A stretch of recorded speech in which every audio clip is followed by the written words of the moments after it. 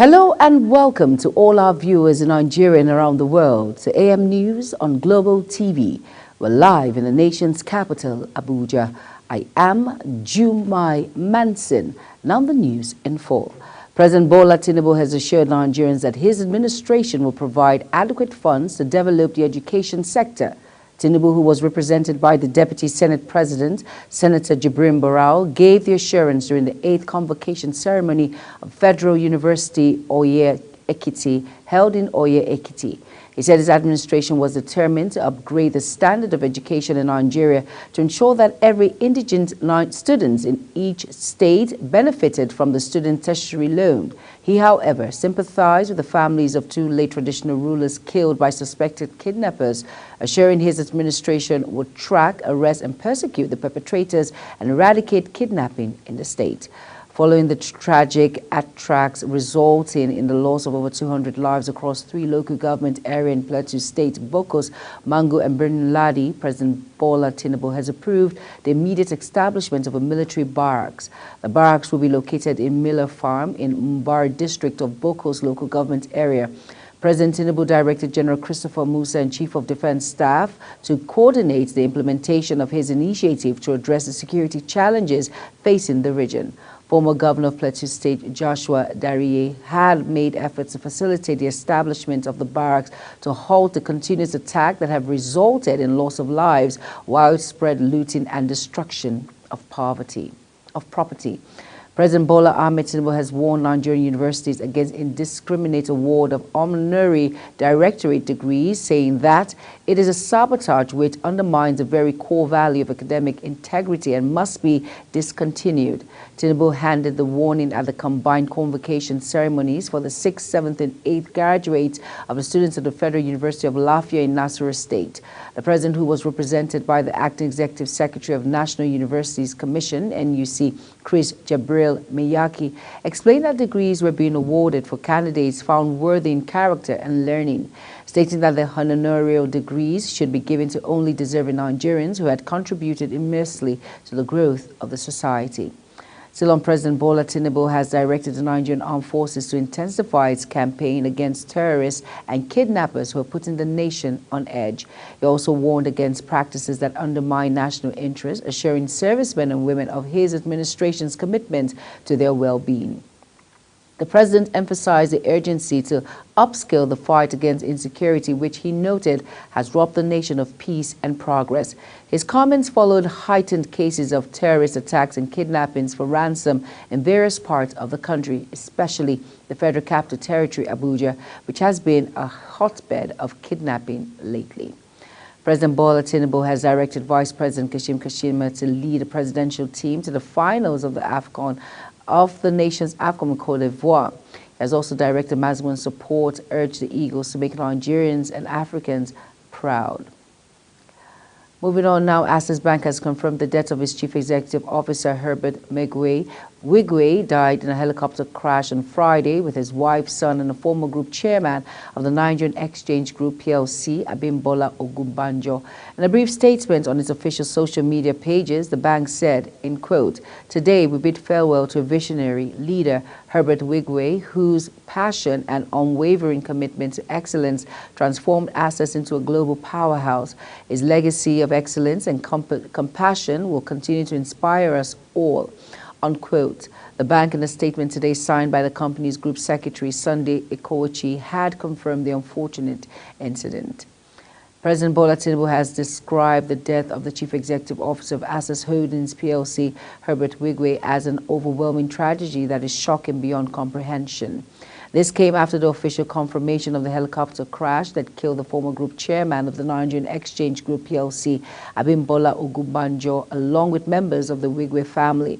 A statement by the President's Special Advisor on Media and Publicity, Ajiru Ngalale, the President received the news with shock and deep distress, describing the late Wigwe and Ogunbanjo as exceptional Nigerian business leaders.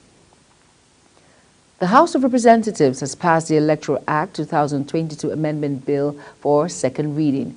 brightening the prospect of electronic transmission of election results to minimize fraud in the nation's electoral process. The bill seeks to amend selected sections of the current Electoral Act to provide for the re-registration of voters, same-day elections, electronic transmission of results, as well as punishment for frivolous election petitions. Debating the general principle of the bill, Francis Wave lamented the gap in the current Electoral Act 2022, noting that the amendment of the law to pave the way for the electronic transmission of election results will help the nation's democracy. And now over to the police command in Kano State has assured of its readiness to provide security for Monday's official visit by the First Lady Oluremi Tinubu today. The police commissioner in the state, Hussaini Gumel, gave the assurance to the News Agency of Nigeria via telephone. He said security personnel deployed were on red alert and ready to boost the existing security effort to ensure a seamless visit to Kano. Gumel said that an effective operational order on how to provide security at each of the places that the First Lady was expected to visit had since been issued to the officers deployed for that purpose. The Pentecostal Fellowship of Nigeria, PFN, has urged the President Bola Tinubu-led government to declare a state of emergency on security. The Christian organization lamented the lingering banditry and kidnappings ravaging the nation. He said, in his words, "Be president indeed, you are a seasoned politician, and you know Nigeria like a man knows the back of his hand. Nigerians are in pain. The blood of innocent people is everywhere. In Plateau State, in Benue State, in Kaduna State, in Ekiti State, and everywhere, end of quote. Mr. President, please declare a state of emergency on insecurity in Nigeria and use your executive power as a commander-in-chief to compel Nigerian forces to crush insecurity and create a safe Nigeria that is peaceful." End of quote. He added that, "I want to assure you of the firm cooperation of over 65 million Pentecostals in Nigeria who will cooperate with you, pray for you, and give you the necessary information that will make you a success." End of quote. The Minister of Defense, Alhaji Muhammad Badaru, says Nigerians committed to regional security cooperation with other economic community of West African states, ECOWAS countries. This is contained in a statement made in Abuja by Henshaw Ogubike, Director Information and Public Relations of Ministry of Information. Badaru made this at the opening of the extraordinary season of the Mediation and Security Council of ECOWAS at the ministerial level in Abuja. He emphasized the importance of collective action in addressing regional security challenges. He underscored the importance of the extraordinary session, noting that the event was to deliberate on pressing security matters affecting the region. Operatives of the Federal Capital Territory Police Command attached to the Rapid Response Squad 74 have arrested a pastor, Samon Kado, his relative Jess Samon Kado, and their driver, Muhammad Isa, for child trafficking. They were busted on Friday while tracking 12 underage children, 8 girls and 4 boys aged between 5 to 16 years from Nasarawa State to Ogun State. The police stated that preliminary investigation revealed that the children, whose ages are between 5 years to 16 years, all from Akwanga local government area of Nasarawa State, were being trafficked to Ogun State by one Pastor Simon Kado, male, and Jesse Simon Kado, male, who are now presently in police custody. While the investigation is still ongoing and efforts in conjunction with Nasarawa State Police Command on how to reunite victims with their respective families. The Commissioner of Police FCT, Bernard Igwe, wishes to reiterate that safety of residents remains his utmost priority. You're watching AM News, and it's coming to you live from Nigeria's capital, Abuja. We're on Star Times channel 276. Kindly follow us on all social media platforms using at Global TV NG and other handles now showing on your screen. When AM News return, International Monetary Fund asks Nigerians to pursue aggressive monetary tightening and fiscal adjustment measures. The news concludes shortly with details of these and more stories right after this break. Do stay with us.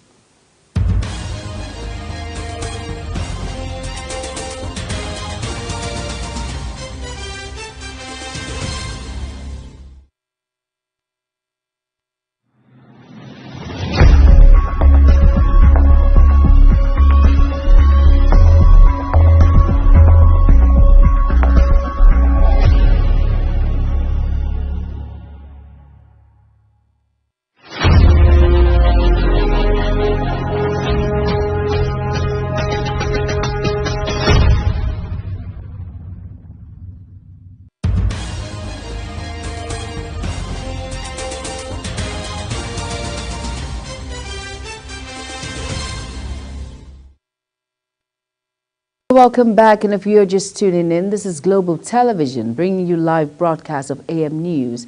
Thank you for staying with us. The International Monetary Fund, IMF, has urged Nigeria to implement a comprehensive strategy involving aggressive monetary tightening and fiscal adjustment to address the looming challenges to its macroeconomic stability. This is coming as the Senate Committee on Banking, Insurance and Other Financial Institutions had declared that the recent reforms undertaken by the Central Bank of Nigeria were geared towards stabilizing the volatility in the foreign exchange market and urged patience with the Apex Bank. The multilateral body in its assessment report highlighted Nigeria's adequate capacity to repay the fund under the baseline, but emphasized the need for proactive measures to mitigate potential risks. The IMF report acknowledged that the Nigerian authorities have articulated policy intentions that were well aligned to address the potential downside scenario. The Acting Comptroller General of Nigeria Agricultural Quarantine Service, NAQS, Dr. Godwin Audu, has said the agency is currently working to ensure adherence to European Union requirements for exportation of products. This comes as the service approved the promotion of over 100 officers to the rank of Assistant Superintendent of Quarantine, one otherwise called ASQ1. Speaking at the maiden meeting with station and zonal coordinators in Abuja, Aldo noted that the upliftment was long overdue, stating that compliance to EU standards would avert imminent rejections of Nigerian products to European countries. Israel's Prime Minister Benjamin Netanyahu has rejected Hamas' proposed ceasefire terms, saying total victory in Gaza is possible within months. He was speaking after Hamas laid out a series of demands in response to an Israel-backed ceasefire proposal. Netanyahu said negotiations with the group were not going anywhere and described their terms as bizarre. Israel was expected to take issues with Hamas' counter-offer, but this response is a categorical rebuke, and Israel officials clearly see an effort by Hamas to end the war on its terms as utterly unacceptable.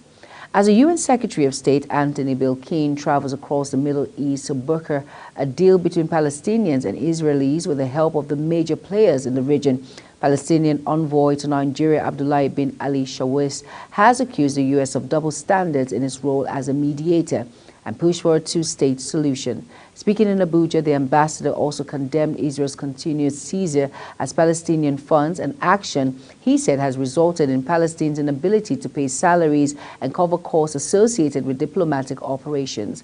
Global Television correspondent Anthony Momodu tells us more.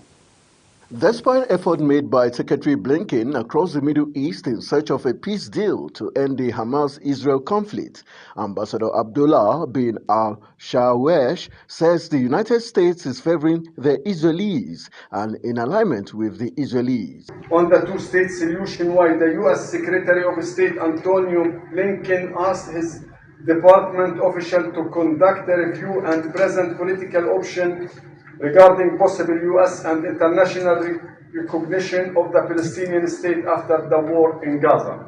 He said the international community was also complicit in the suffering inflicted on Gazans, with the suspension of aid and donations to the United Nations Refugees Workers Agency. By suspending financial assistance to the UNRWA, the donor countries are by default completing the Israeli genocidal mission that the court prohibited. After 4 months of the textbook genocide conducted by Israel, supported politically and military by many Western countries, and after zero accomplishment of this friends war declared goal, those countries have become assured that this war is just to save the political skins of the Prime Minister and his coalition. Abdullah blamed Israel's refusal to release Palestinian funding for the inability of the Palestinian government to meet a wide range of obligations, and domestic and foreign. During the delivery of appropriate humanitarian aid to the Gazans, the Israeli man-made of financial crisis by refusing to transfer our clearance fund for the third month in a row has deeply affected our ability to pay the monthly salaries and the government daily running costs. This has set back all macroeconomic measurement and microeconomic activities, pushing more Palestinian families below the poverty line and causing the unemployment rate to skyrocket. The Palestinian envoy to Nigeria expressed hope that the international community can only support and show empathy to the Palestinian people by resuming funding, recognizing a Palestinian sovereignty, and pushing for the two-state solution. Anthony Momodu reporting for Global Television News. A quick look at business. Airline operators has hinted that they may be forced to review fares upward as aviation fuel surges to above 1,300 naira. This was made known in a statement by the spokesman of local airlines, Obiora Okonkwo, who called for immediate government intervention to prevent the collapse of local airlines. The airline said that the volatility in foreign exchange rates and the soaring cost of aviation fuel at 1,300 per litre had disrupted operational planning and stability within the aviation sector. The Central Bank of Nigeria on June 14, 2023 unified the different segments of the forex market, causing the naira to depreciate significantly as both the official and the autonomous market. The airline operators of Nigeria have expressed deep concern regarding the escalating cost of operations amidst the surge in aviation fuel prices exceeding 1,300 naira. This was disclosed in a statement by the spokesman of Airline Operators of Nigeria, Obiora Okonkwo. Okonkwo, who also chairs United Nigerian Airlines, explained that the unforeseen increase in aviation fuel prices from 700 naira per litre and the rise in the exchange rate of 1,400 naira per dollar have resulted in significant losses for airlines. Passengers who purchased tickets well in advance on the previous rates are now being airlifted at the current higher cost, further impacting the airline's loss in the revenue stream, he claimed. Following the recent directive of the Central Bank of Nigeria restricting the operations of international money transfer operators to only inbound transfers, IMTOs have decided to halt dollar transfers to Nigerians. The IMTOs said they will now only pay in naira. In a recent published document addressed to IMTOs on January 31st, CBN ordered the operators not to facilitate money transfers from Nigeria to other countries. The Apex Bank described the new directive as a move to liberalize the foreign exchange market and ensure transparency. The World Bank has pledged increased financial support to Nigeria, lauding the economic reforms of the past 8 months of President Bola Tinubu's administration. The bank's managing director of operations, Anna Jarde, confirmed the bank's commitment during a courtesy visit to the president at the Aso Rock Villa, Abuja. Moving on now, the Central Bank of Nigeria, in its recent reverse consumer protection framework, has mandated financial service providers to comply with the maximum standard in their advertising and promotional materials. One of the requirements is that FSPs should not make reference to unedited financial statement in their sales promotion. Other requirements include disclosing contract details and its regulatory authority, disclosing costs of products including all fees and other associated charges, the nature and value of benefits where an advertisement refers to or is linked to other value-added benefits, and avoiding mentioning the names or making comparisons with competitors. President Bola Tinubu has directed Vice President Kashim Shettima to lead a presidential team. Moving on now in the news. As we turn to sports, Confederation of African Football President Patrice Motsepe has called on President Bola Tinubu to submit a bid to host the FIFA World Cup, stating that the best of Nigeria is back. FIFA last hosted a FIFA tournament on the 17 World Cup in 2009, with South Africa the only country to have hosted the FIFA World Cup at the senior level. When asked at the press conference about the possibility of Africa hosting the World Cup anytime soon, Motsepe said Nigerians has a great chance, promising to discuss it with President Tinubu at the final of the 2023 AFCON of Cote d'Ivoire. However, President had delegated Vice President Kashim Shettima to lead the delegation. To end the AM news on Global Television, here's a recap of our top stories again. In a bid to tackle insecurity, President Tinubu has approved establishment of a military base in Plateau State.